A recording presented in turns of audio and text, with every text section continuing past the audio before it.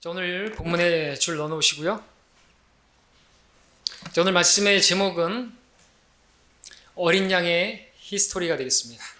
자, 히스토리, 영어를 써서 죄송하지만 이 정도 영어는 써도 되겠죠? 우리가 지금 쓰고 있는 달력이 바로 예수님께서 탄생하신 그 기점으로 해서 2021년째가 되었습니다. 역사, 우리는 예수님의 오신 그 역사 속에 살고 있습니다. 역사를 영어로 히스토리라고 하는데 His story, 그분의 이야기, 우리가 그분의 이야기 속에 살고 있다, 그렇게 풀이할 수 있다고 러커 목사님 말씀하셨습니다. 오늘 우리는 특별히 그분의 이야기 가운데서 어린 양의 그 이야기, 어린 양으로 오신 예수 그리스도, 그분의 이야기를 오늘 조명해 보고자 하는 것입니다. 요한복음 5장 39절에서 주님께서 말씀하셨습니다. 성경을 상고하라. 이는 성경이 나에 관하여 증거하고 있음이라 말씀하셨습니다. 자, 그 주님께서 말씀하셨을 때 그 성경을 상고하라고 했을 때 그 성경은 구약 성경입니까? 신약 성경입니까? 당연히 신약 성경이 아니라 구약 성경이죠. 왜냐하면 신약 성경은 당시에 기록되지 않았기 때문에 구약을 가리키는 것입니다. 구약을 보게 되면 예수님을 발견할 수 있다고, 바로 구약이 예수님을 보여주고 있다고. 어떤 분들은 말할 수 있을 것입니다. 구약에 아무리 뒤져봐도 예수님의 예자도 안 나오는데 무슨, 예자는 나오는군요. 그러나 예수님은 안 나오는데 어떻게 그렇게 말할 수 있느냐고 그렇게 말할 수가 있겠습니다. 물론 구약에 예수님이라는 이름은 나오진 않지만 예수님의 모습은 분명히 나오고 있습니다. 특별히 오늘 우리가 볼 어린 양으로 오실 예수 그리스도, 그분에 관한 계시가 풍부하게 숨겨져 있습니다. 자, 그것을 오늘 우리가 보고자 하는 것입니다. 특별히 신구약을 관통하고 있는 어린 양의 그 이야기, 히스토리를 보면서 우리 어린 양 예수 그리스도를 우리가 더 알기 원하고, 참으로 성경이 하나님 말씀이고 정말 오묘하고 신기하구나. 그래서 우리 하나님 말씀을 드높이고 또 우리 어린 양으로 오신, 우리를 위해서 십자가에서 피 흘리시고 자신의 몸을 내어주신 그분을 우리가 더 사랑하고 그분을 더 찬양하고 드높이기를 원하는 것입니다.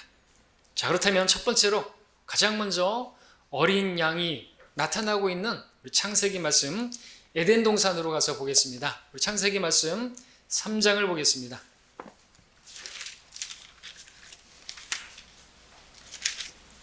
창세기 3장 10이 아니고 21절, 15절에서는 우리 주 예수 그리스도의 성육신이 계시되었죠. 거기서는 바로 그녀의 씨라는 바로 예수님, 남자의 씨가 아니라 그녀의 씨, 이것은 동정녀 탄생하실 예수님을 계시하고 계십니다.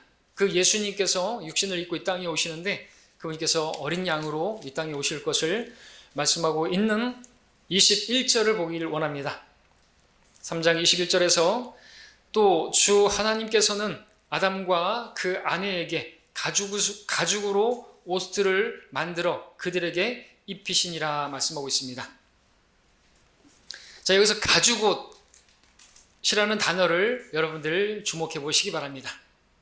그리고 제가 읽어드릴 로마서 5장 12절 말씀을 귀 기울여 보시기 바랍니다. 이런 연유로 한 사람에 의하여 죄가 세상으로 들어오고 그 죄에 의하여 사망이 왔으니. 로마서 6장 23절에서는 죄의 삭은 사망이라고 말씀하고 있습니다. 한 사람에 의해 죄가 들어왔고 그 죄에 의해서 사망이 왔는데, 첫사람 아담에 의해서 바로 그 죄가 세상에 들어왔고 그 죄로 인해서 사망이 있게 되었는데, 그렇다면 그 사망을 당한 최초의 대상은 누구였습니까? 아담이었습니까? 이브였습니까? 아니죠. 어린 양이었습니다.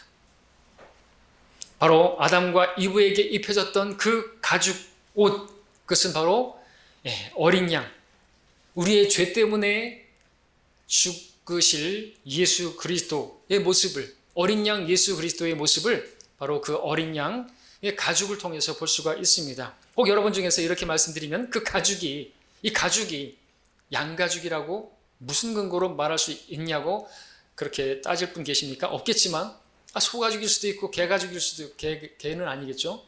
개는 제사로 드릴 수 없으니까. 돼지도 아니겠죠? 캥거루 가죽일 수도 있지 않냐? 그러나 우리가 그것을 쉽게 그 답을 말할 수 있는 것은 아담의 아들 아벨이 드린 그 제사를 통해서 쉽게 알 수가 있습니다.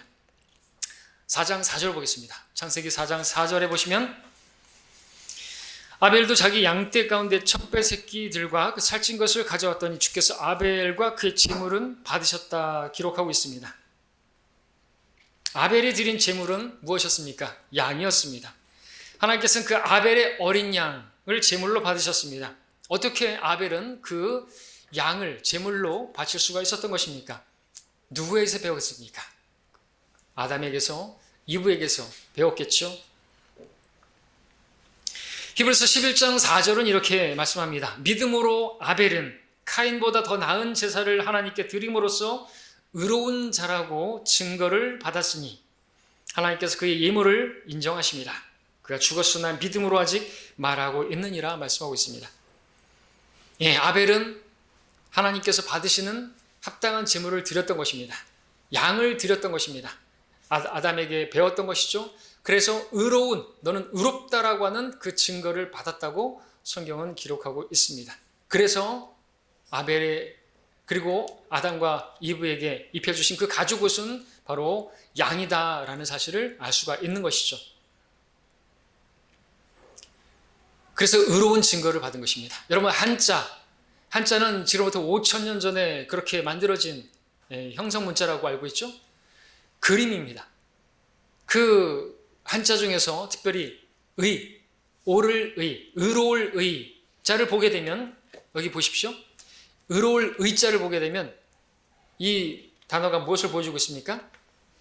양자와 그리고 그 아래 아자를 보여주고 있습니다. 근데 이 아자를 또 보게 되면은 손수를 보여주고 있고 그 옆에 창과를 보여주고 있습니다. 자, 이것을 통해서 우리가 무엇을 볼 수 있습니까? 이 한자는 바로 이러한 그 그림을 보여주고 있는데 이 의로울 의자를 보게 되면 양을 뜻하는 양양자 아래 나를 뜻하는 나아자가 있는 것을 보게 되죠. 양 아래 있는 것이 바로 양 아래 내가 있는 것이 바로 의로울 의자라는 말입니다. 그 또 나아자를 보게 되면 손을 의미하는 그 손수자 옆에 전쟁에서 찌르는 창을 의미하는 창과가 들어간 것인데, 그래서 의로울 의를 보게 되면 풀이하면 손에 창을 잡고 어린 양을 찌른 내가 그 어린 양 아래에 위치하고 있으면 그것은 의로운 것이다 라는 것을 보여주고 있죠. 오늘 누가 의인인 것입니까? 바로 그 어린 양의 피 아래에 있는 사람이 의롭다고 인정을 받는 사람이 되는 것입니다. 때문에 우리는 자연스럽게 아벨의 제물을 통해서도 바로 어린 양이신 예수님을 발견할 수가 있는 것입니다. 자, 하나 말씀을 드릴 것은 그럼 아벨의 그 제물은 받으셨는데 카인의 제물은 받지 않으셨는데 이유는 무엇입니까? 카인의 제물은 인간의 의를 가지고 하나님께 나아가려고 하는 그 시도였기 때문에 하나님께서 받지 않으신 것이죠. 자기의 그 행위의 결과물을 가지고 의를 얻고자 했기 때문에 하나님께서 받지 않으신 것입니다.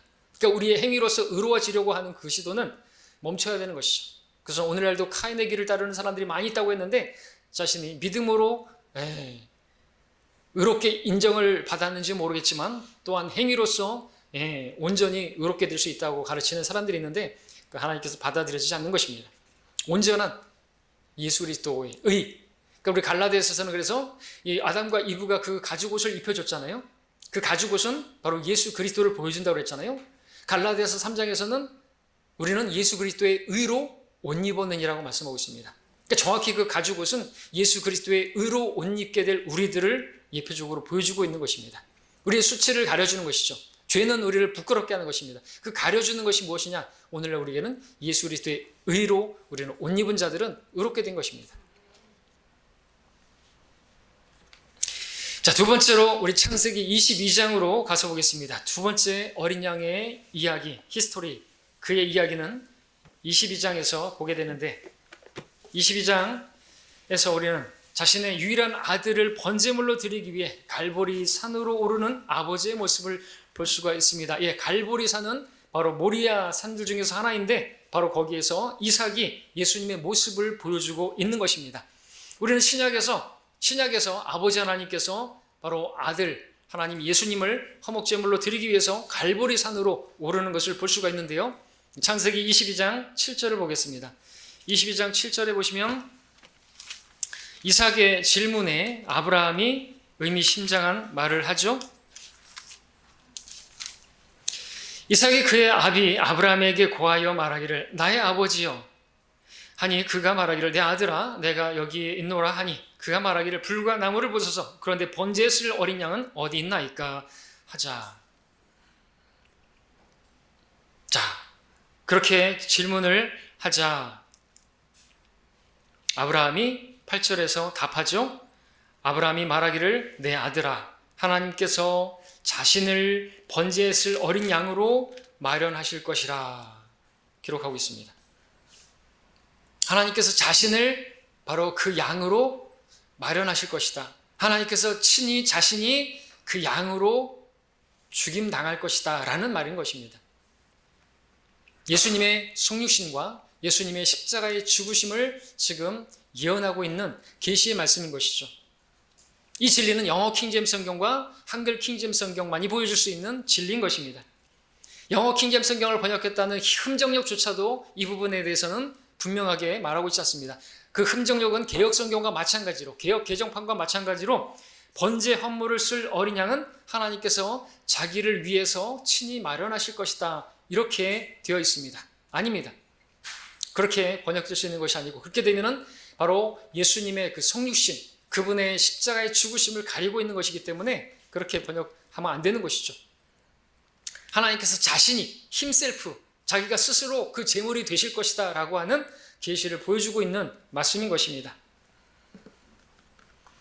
그래서 우리는 여기서 바로 예수님의 하나님 되심과 그분께서 어린 양으로 오시게 될 것을 우리는 계시받을 수가 있는 것이죠. 22장 4절의 말씀을 보시면은 3일째 되던 날 아브라함이 눈을 들어 멀리 있는 그곳을 보고 그랬습니다. 22장 14절을 보게 되면 아브라함이 그곳의 이름을 여호와 이레라 불렀더니 오늘까지도 말하여지기를 주의 산에서 그것이 보여지리이다 하더라 그랬습니다. 주의 산에서 그것이 보여지리이다. 무엇이 보여지는 것이죠? 어린 양 예수님이 보여지는 것입니다. 바로 그 산이 모리아 산이 바로 그 갈보리 산이었던 것이죠. 그러니까 주의 산에서 그것이 보여지는데 주의 산, 즉 신의 산, 그 신의 산에서 갈보리 산이 바라보이는데 아브라함은 믿음으로 그 신의 산에서 그곳 바로 갈보리 산, 모리아 산 거기를 바라보면서 어린 양을 바라본 것이죠. 근거는 요한복음 5장 8장 56절에서 예수님께서 말씀하시기를 너희 조상 아브라함은 나의 날 보기를 기뻐하다가 후 그것을 보고 즐거워하였느니라 기록하고 있습니다. 예수님께서 하신 말씀이에요. 아브라함은 그것을 바라본 것이죠. 지금 창세기 20장 14절에서 그것을 바라본 것입니다. 바로 예수님께서 친히 어린 양으로 오셔서 그 갈보리 산, 그 모리아 산에서 죽임 당하실 것을 바라본 것이죠. 그래서 우리가 알 수 있는 것은 어떻게 그 아브라함이 그 이삭, 자기 독자, 그 사랑하는 아들을 죽이는 데 있어서 서슴없이 그렇게 주저함 없이 칼을 빼어들고 죽이려고 했었는지를 우리는 이해할 수가 있는 것입니다. 무엇을 본 것입니까? 바로 하나님께서 육신으로 이 땅에 오셔서 우리를 위해서 번제 허물로 드려질 것을 바라본 것이죠. 그래서 요한복음 5장 8장에서 말씀하신 것처럼 주님 말씀처럼 그것을 보고 즐거워하였고 기쁨으로 우리가 이해할 수 없는 그와 같은 순종을 할 수가 있었던 것으로 보여지는 것입니다. 창세기 22장 24절 상반절에서는 아브라함이 그곳의 이름을 여호와 이레라 불렀더라고 했는데 여호와 이레 바로 예비하시는 하나님이시죠. 하나님께서 이삭을 대신해서 양을 제물로 예비하셨던 것처럼 우리 주 예수님께서는 모든 사람을 대속하실 바로 화목제물로 예비될 것을 보여주고 있는 것입니다. 자, 이렇게 가죽옷으로 시작해서 그렇게 시작된 어린 양의 역사가 진행되면서 예수님의 모습이 점차적으로 계시되고 있는 것을 보게 되는데요. 이제 출애굽기 12장으로 가서 보겠습니다. 세 번째로 보게 될 어린 양은 바로 유월절 어린 양이고 우리의 심판을 피하게 하는 어린 양이죠. 출애굽기 12장 3절부터 10절까지인데 여기서 우리는 예수님의 그 십자가의 죽으심을 12가지나 암시되어 있는 것을 계속 적용해서 볼 수가 있는데요. 이 유월절 어린 양은 어린 양의 죽음이 바로 이스라엘의 유월절 있게 한 사건이지만 이보다 우리 어린 양의 죽음이 바로 하나님의 어린 양신 예수 그리스도의 죽으심을 그것에 대한 그림자로 모형으로 제시되고 있는 것을 볼 수가 있습니다. 다 읽진 않고 다 찾진 않습니다만 3절을 보게 되면 너희는 이스라엘의 온 회중에게 고하여 말하기를 이달의 10일째 되는 날 그들 각자는 그들 아비들의 집에 따라 어린 양 한 마리를 취할지니 한 집에 어린 양 한 마리라 말씀하고 있습니다. 각자라는 말씀을 통해서 우리는 구원은 각자가 개인적으로 받아야 된다. 내 어머니 아버지가 구원받았으니까 나는 자동으로 구원받는다. 그런 거 없습니다. 각자가 자신이 죄인임을 시인하고 그 어린 양 예수 그리스도를 취해야 되는 것이죠. 그분을 영접해야 되는 것입니다. 그리고 3절에서 어린 양 한 마리라는 말을 주목해 보시기 바랍니다. 성경은 지금 어린 양 한 마리를 우리에게 주목해 보여주고 있습니다.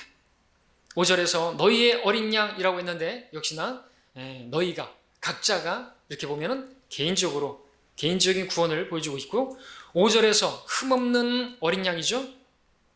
흠없는이라는 말은 흠이 없다라는 말은 뭡니까? 죄가 없다는 말이죠. 점이 없다라고 하는 것은 아예 죄도 없다는 것이고요. 그러니까 점은 태어날 때부터 죄가 없는 것이고 흠은 태어나서 우리가 흠을 가질 수가 있지 않습니까? 죄를 질 수가 있지 않습니까? 양도 마찬가지예요. 그래서 어린 양이 필요한 것이죠. 왜냐하면 다 큰 양은 흠이 있을 수가 있잖아요. 그러니까 우리가 태어날 때 점을 가지고 태어나는 것처럼 또 살면서 흠을 가지고 여기서 말하자면 원죄와 자범죄 얘기하는데 그런 것들이 전혀 없는 분이 누구시죠? 점도 없고 흠도 없는 태어날 때부터 죄가 없고 태어나서도 죄도 짓지 않았던 분이 누구예요? 그래서 어린 양 예수 그리스도 점도 없고 흠도 없는 어린 양 예수 그리스도께서 바로 제물이 될 수가 있는 것이고 그러한 제물을 예표하는 것이 바로 이 어린 양인 것입니다. 바로 그 어린 양을 지금 보여주고 있는 것이죠. 흠없는.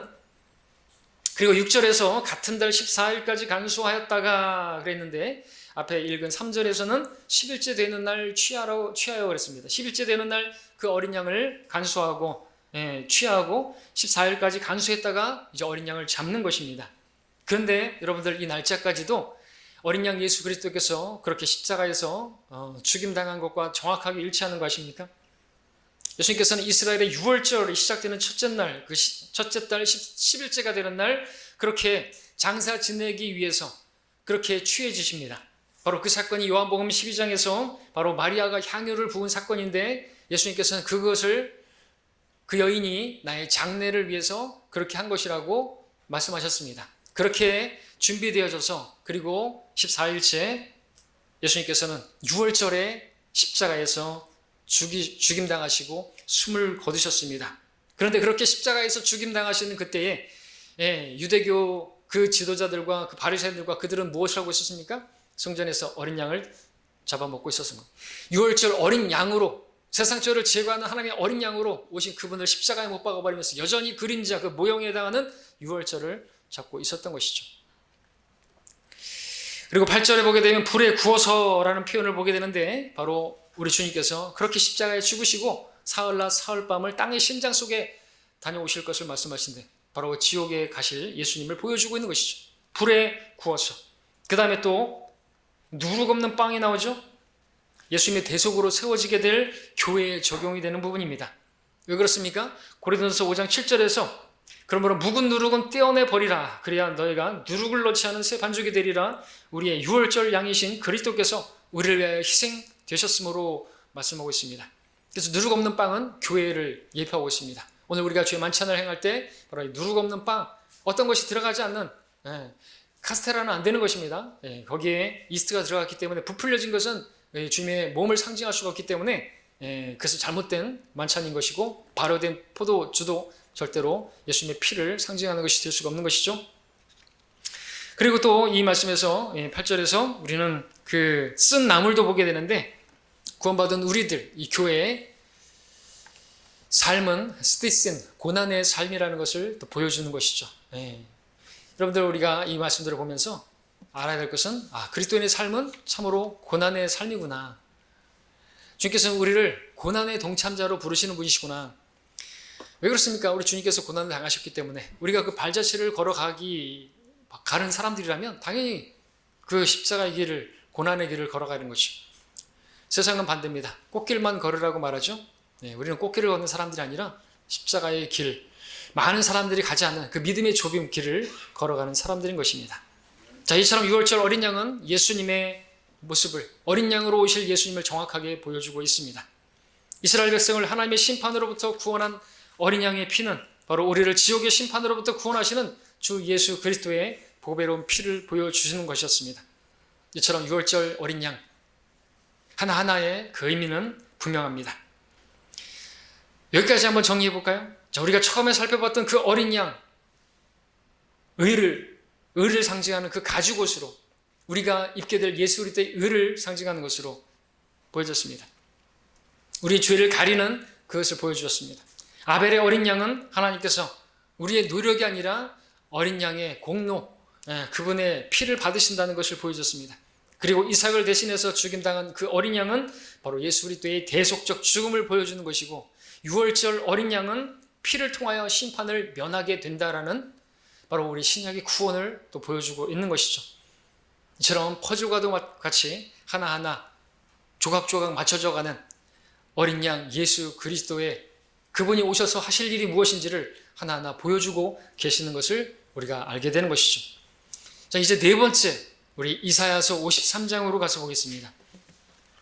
거기에 나타난 어린 양은 바로 우리 주 예수 그리스도에 대한 완전한 계시죠. 그분께서 죽음 당하시는 것이 무슨 목적인지 보여주고 있기 때문에 그렇습니다. 이사야서 53장 에 나타난 어린 양의 모습을 굳이 이름을 붙이자고 한다면 못난 양, 억울한 양, 잠잠한 양, 이렇게 이름 붙일 수가 있겠습니다. 2절, 3절을 보면요, 먼저 우리는 여기서 못난 양을 보게 되는데 53장 2절, 3절, 이는 그가 그 앞에서 연한 싹 같고 마른 땅에서 나온 뿌리같이 자랄 것이며 그는 모양도 우아함도 없으시니 우리가 볼 때에 그를 흠모할 아름다움도 없습니다. 그는 사람들에게서 멸시받고 거부되었으며 슬픔의 사람이요 질고에 익숙한 사람이라. 우리가 우리의 얼굴을 그로부터 숨긴 것 같이 그는 멸시받았고 우리는 그를 존중하지 아니하였도다 말하고 있습니다. 우리는 여기서 못난 양을 보게 됩니다. 특별히 2절에서는 정말 흠모할 만한 것이 없는 것을 보게 되는 것이죠. 여러분, 실제로 양을 보게 되면은요, 조그만 어린 양은 다 어린 건 다 이쁘니까 이제 큰 양을 보십시오. 별로 이쁜 구석이 없습니다. 그죠? 눈도 조그맣고 생긴 게 별로 볼품이 없어요. 자, 하나님께서 예수님을 나타내는 특별한 목적을 가지고 양을 창조하신 것입니다. 우리 주 예수님께서는 다른 뛰어나고 멋지고 우람한 그러한 짐승들을 다 제쳐두시고 그 어린 양의 모습을 취하신 것은 겸손을 보여주시는 것이고 또 낮아지신 예수님을 보여주는 것이다 말할 수가 있겠습니다. 외모를 따라서 판단하면 안 되겠는 것도 보여주시는 것이죠. 예수님께서는 또 할 말이 많지만 넘어가겠습니다. 우리는 또 여기서 4절 5절에서 억울한 양을 보게 되는데 4절 5절을 읽겠습니다. 실로 그가 우리의 질고를 지고 우리의 슬픔을 지었는데도 우리는 그가 형벌을 받아 하나님께 맞으며 고난당한 줄로 생각하였도다. 그러나 그는 우리의 허물로 인하여 상처를 입었고 그는 우리의 죄악으로 인하여 상하였도다. 우리의 화평을 위한 징계가 그에게 내려졌고 그가 맞은 채찍으로 우리가 치유되었도다 말씀하고 있습니다. 예수님께서 짊어지신 그 질고와 슬픔은 바로 우리의 것이었습니다. 예수님께서 맞으신 그 형벌과 그 징계는 우리가 받아야 할 그 형벌이었고 징계였습니다. 예수님께서 맞으셨던 그 채찍도 우리가 맞아야 할 것이었습니다. 우리는 여기서 억울한 어린 양의 모습을 발견하게 되는 것입니다. 바로 우리 주님께서 그러한 분이셨습니다. 우리 주님께서는 받으신 고난과 슬픔과 그 것들은 정당한 것이 하나도 없었습니다. 모든 것이 부당하고 모순이었고 옳지 않은 것이었습니다.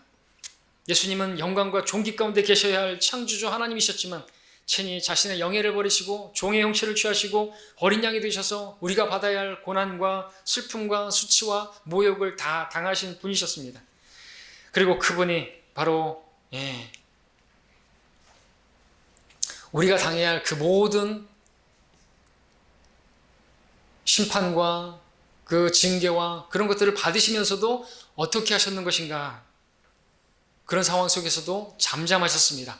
7절을 보겠습니다. 그가 억압을 당하고 고난을 당하여도 그의 입을 열지 아니하였으니 그가 어린 양처럼 도살장으로 끌려가며 또 털 깎는 자들 앞에 양이 말이 없듯이 그가 자기의 입을 열지 아니하는도다. 예, 주님께서 그러하셨죠. 실제로 재판을 받으시고 부당하게 받으시고 모든 억울한 일을 당하시고 죄가 없으심에도 불구하고 그렇게 십자가를 지시고 빌라도 앞에서 말이 없으셨습니다. 십자가상에서도 말이 없으셨습니다.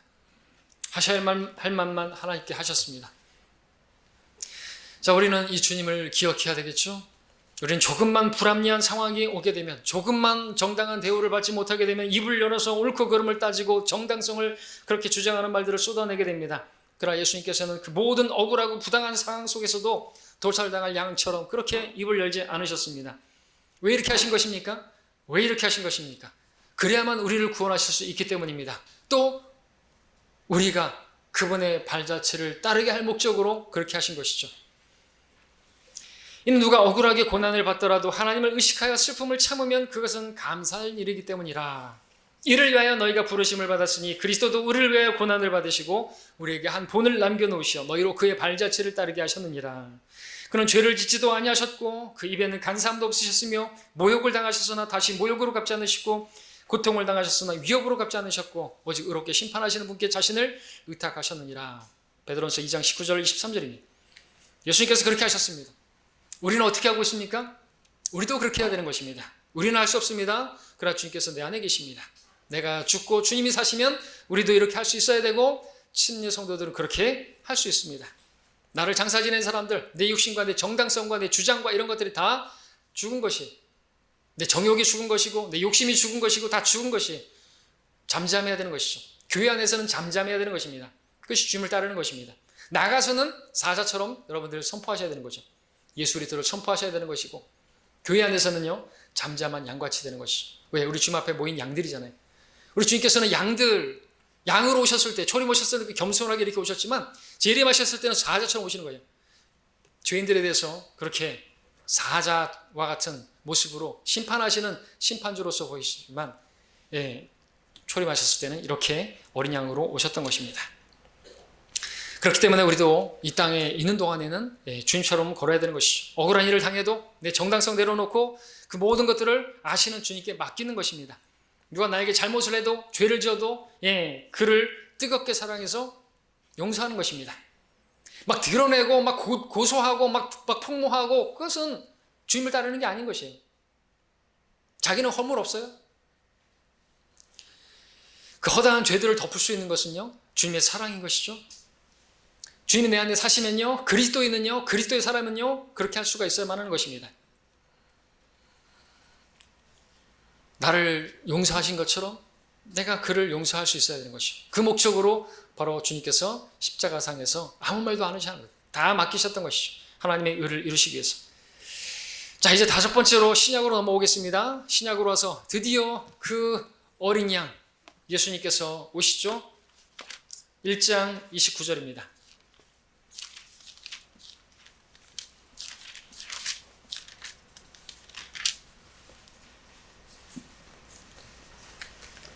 (1장 29절에) 그 다음날 요한이 예수께서 자기에게 오시는 것을 보고 말하기를 보라 세상 죄를 제거하는 하나님의 어린 양이라. 자, 바로 이분이 우리를 대신하여 죽으시고 그 피로 우리의 죄들을 씻으시고 우리의 허물을 가리시고 하나님의 심판을 넘어가게 하시고 우리를 그 지옥 형벌로부터 구원하신 성경 속에 계속해서 계시되어지고 있는 계시되어 왔던 바로 그 주인공 어린 양 예수 그리스도이십니다. 아담과 이브의 가죽옷으로 예표되었고 아벨의 제물로 제시가 되었고 이삭을 대신해서 드려질 양으로 예언되었고 이스라엘의 유월절 양에 적용되셨으며 이사야서 53장에서 구체적으로 예언되었던 그 어린 양이 이제 나타난 것입니다. 그 어린 양이 나타난 목적이 무엇입니까? 우리를 구원하시기 위함이었죠. 베드로 사도는 우리 구원에 대해서 이렇게 말씀하고 있습니다. 이는 너희가 아는 바와 같이 너희 조상들로부터 전통으로 이어받은 너희의 허망한 행실에서 은이나 금 같은 썩어질 것들로 구속된 것이 아니라 흠도 없고 점도 없는 어린 양 같은 그리스도의 보배로운 피로 된 것이기 때문이라 말씀하고 있습니다. 바로 이 어린 양 예수님께서 우리의 유일한 구원자이시며 우리의 소망이 되시는 분이십니다. 우리는 예수님을 바라봐야 하는 것입니다. 보라 세상 죄를 제거하는 하나님의 어린 양이라. 죄를 용서받기 원하는 사람들은 예수님을 바라봐야 되는 거죠. 세상 죄를 제거하는 이라고 했습니다. 지고 가는 게 아닙니다. 완전히 제거하는 것입니다. 구약의 그러한 양의 제사나 그러한 희생 제사는 그냥 죄를 덮어줄 뿐이었습니다. 완전히 제거하는 어린 양으로 단번에 한 번에 영원히 우리를 위한 구속을 이루신 분, 그분을 바라보면 구원을 받습니다. 영원한 생명을 받습니다. 그 영생은 영원히 보장되는 것이죠. 구원받은 다음에 죄를 짓는다고 해서 그 영생이, 그 영원한 생명이 잃어버려진다고 한다면, 누구든지 그를 믿는 사람은 영생을 얻는다고 했는데, 내가 그 영생을 얻었다가 죄를 지으면 잃어버리게 되면 그건 처음부터 영원한 생명이 아닌 것이었어요. 하나님은 거짓말하시는 분이 아니잖아요. 누구든지 그를 영접하면, 누구든지 그를 믿으면 영원한 생명을 얻겠다 그랬고 영생을 주겠다고 하셨어요. 영생이 뭐죠? 영생이에요. 영원한 생명을 주시겠다고 했습니다. 그러면 한 번 받은 구원은 영원히 보장됩니까? 맞습니다. 한글을 못 읽는 사람들이 너무나 많은 것이 영원한 생명을 우리 얻은 것입니다. 우리는 그래서 그분을 찬양해야 하는 것입니다. 우리가 바라봐야 할 분은 바로 예수님. 눕뱀을 바라보듯이 그렇게 바라본 사람들은 살게 되는 것입니다. 우리 자신을 볼 게 아닌 것이죠. 우리 행위를 볼 게 아닌 것입니다. 나의 어떠함을 따라서 내 구원이 당나게 된다 그러면 우리는 소망 없는 것입니다. 아무도 구원받지 못해요. 그것은 카인의 길을 따르는 것입니다. 그러나 우리가 나를 바라보는 것에서, 내 환경을 바라보는 것에서, 어떤 상황 속에서도 주님을 바라본다면, 믿음의 창시자의 완성자이신 그분을 바라본다면 우리는 소망을 가질 수 있게 될 것이고, 다시 승리할 수 있는 힘을 공급받게 될 것이고, 주님께서 주신 그 은혜로, 그 능력으로 다시 일어나게 될 것입니다. 그러니까 그분을 다시 바라보시길 바랍니다. 자, 이제 마지막으로 우리가 처음에 읽었던 요한계시록 5장으로 본문으로 가서 보겠습니다. 계시록에서 나타난 예수님의 가장 두드러진 이름이 무엇인가? 바로 어린 양이십니다. 예수님께서는 이 땅에서만 어린 양이셨던 것이 아니라 계시록에도 보니까 영광 중에 계신 그 주님께서 어린 양으로 불리시는 것을 볼 수 있습니다. 본문 계시록 5장 12절 13절에서 어린 양께 우리가 읽었던 것처럼 장엄한 찬양이 드려지는 것을 보게 되는데, 바로 그분은 어린 양이라고 말씀을 하고 계시죠. 다시 한번 읽겠습니다. 큰 음성으로 말하기를 죽임을 당하신 어린 양이 권세와 부귀와 지혜와 힘과 존귀와 영광과 찬송을 받으시기에 합당하시도다. 내가 들으니 하늘과 땅과 땅 아래와 바다에 있는 각 피조물과 그 안에 있는 만물이 말하기를 보좌에 앉으신 분과 어린 양에게 찬송과 존귀와 영광과 권세가 영원무궁토록 있을지어다. 그리고 14절에서는 그때 그 네 짐승이 말하기를 아멘 하고 24 장로가 엎드려 영원무궁토록 살아계신 분께 경배하더라고 말씀하고 있습니다. 자, 그리고 계시록 19장으로 가서 보시면 7절에 보시면 신랑이신 예수님과 신부인 교회가 이제 혼인식을 하게 되는데, 그 혼인식의 이름이 뭡니까? 19장 17절에서 바로 어린 양의 혼인식이 보여지고 있죠. 19장 7절입니다. 기뻐하고 즐거워하며 그분께 존귀를 돌리세. 이는 어린 양의 혼인식이 다가왔고 그의 아내도 자신을 예비하였습니다. 말씀하고 있습니다. 혼인식의 이름이 어린 양의 혼인식이라고 불리고 있습니다. 19장 9절에 보게 되면은 또 혼인잔치가 나오는데, 혼인식과 혼인잔치는 다른 것이죠. 혼인식을 가진 다음에 피로연 하듯이 혼인잔치를 가지게 되는데, 환난 성도들은 그때 거기에 참여하게 될 것입니다. 19장 9절에 어린 양의 혼인잔치에 초대된 그들은 복이 있다 말하고 있습니다. 어린 양의 혼인잔치. 그리고 여러분들 계시록 21장으로 가서 새 예루살렘의 영광을 보여주고 있는데, 22절 23절을 보게 되면 22절에 내가 보니 성 안에는 성전이 없더라. 이는 전능하신 주 하나님과 그 어린 양이 그곳의 성전임이라. 그 도성은 해나 달이 그 안에서 비칠 필요가 없으니 이는 하나님의 영광과 그곳을 비추고, 하나님의 영광이 그곳을 비추고 어린 양이 그곳에 빛이 됨이라. 새 예루살렘 안에 성전에는 빛이 없어요. 아니, 성전이 없어요. 새 예루살렘에는 성전이 없어요. 성전은 바로 우리 어린 양이 되시는 그분이 성전이시라 말씀하시고, 또 새 예루살렘에는 해나 달도 없는데 빛이 비치는데, 너무나 영광스러운 빛인데 바로 그 빛은 예수 그리스도라고 말씀하고 있습니다. 바로 어린 양이 바로 그 빛이라고 말씀하고 계시는 것이죠. 그리고 22장 1절에 보게 되면은 생명수의 정결한 강이 흘러나는데 어디로부터 흘러나가는 것인가? 바로 내가 새 하늘과 새 땅을 보니 처음 하늘과 처음 땅은 사라지고 22장 1절입니다. 21장을 읽었습니다. 또 그가 나에게 하나님과 어린 양의 보좌에서 흘러나오는 수정처럼 맑은 생명수의 정결한 강을 보여주시더라 말씀하고 있습니다. 뿐만 아니라 21장 9절, 14절, 27절, 22장 3절 등 계시록에서만 해도 33번에 걸쳐서 예수님을 어린 양으로 그렇게 그 이름으로 기록하고 있는 것을 보게 되는 것입니다. 자, 우리가 하늘에 올라가게 되면 어린 양 주 예수 그리스도를 만나게 될 것입니다. 그분을 만나면 어떻게 할까요? 무엇을 할까요? 가만히 생각해 보십시오. 우리가 하늘에 올라가게 되면 그때 우리의 몸은 영광스러운 몸으로, 흠도 없는 몸으로, 점도 없는 몸으로 그렇게 변모가 될 것입니다. 더 이상 질병이나 고통이나 늙음이 없는 그런 하늘에 속한 찬란하고 영광스러운 그 몸을 우리가 다 입게 될 것입니다. 그런데 그때 영원히 상한 몸을 가지고 계실 한 분을 만나게 될 것입니다. 그분의 손에는, 그분의 발에는, 그분의 옆구리에는 여전히 십자가의 그 상흔을 가지고 계시네요. 예수님은 분명히 영광스러운 그 몸으로 부활을 하셨는데 그 부활한 몸에 여전히 그 십자가의 상흔을 가지고 계셨던 것이에요. 그래서 도마에게 말씀하셨죠. 손을 내밀어서 보라고. 내 손을 만져보고 내 옆구리에 손을 넣어보라고. 계시록 5장 6절을 보십시오. 다시 본문에 계시록 5장으로 가서 6절을 보시게 되면은 사도 요한이 무엇을 보았습니까? 이에 내가 보니 보라, 보좌와 내 짐승의 한가운데와 장로들 한가운데 도살당하였던 것 같은 한 어린 양이 서 있는데, 도살당한 양인데요. 개역성경 NIV나 병개된 성경처럼 최근에 도살당할 양이 아닌 것이에요. 지금 2000년 전에 도살당한 양이라고 하는 것은 십자가의 상흔을 가지고 있다는 것을 보여주고 있는 것입니다. 이것이 최근이라고 한다면 이제 종말론 자체가 완전히 잘못되어지고, 그래서 이제 어떤 행위권을 가르치는 그런 교리가 만들어지고 하는데 그런 것을 할 시간이 없고요. 자, 2000년 전에 죽임당하셨던 예수님 계시는데 여전히 그 몸에는 그 십자가에 도살당하셨던 그 상흔을 가지고 계시는 것입니다. 예수님께서 그 상흔들을, 그 상처들을 영원히 가지고 계실 것이다라는 것을 보여주고 있습니다. 그래서 우리 환희 크로스비 자매님이 썼던 찬양이라든지 보게 되면 그 못자국 난 손을 내가 볼 때 그분께 감사, 찬양과 영광을 돌려드릴 것이라고, 성경적인 것입니다. 부활한 몸에 그 상흔을 가지고 계셨던 것을 도마도 받지 않습니까? 그리고 엠마오로 가는 제자들이 그 예수님께서 그들에게 빵을 떼어줄 때 무엇이 드러났겠습니까? 손에 상흔을 보고 그들이 눈이 열려서 바로 이분이 예수님이시구나 하는 것을 발견했던 거 아닙니까?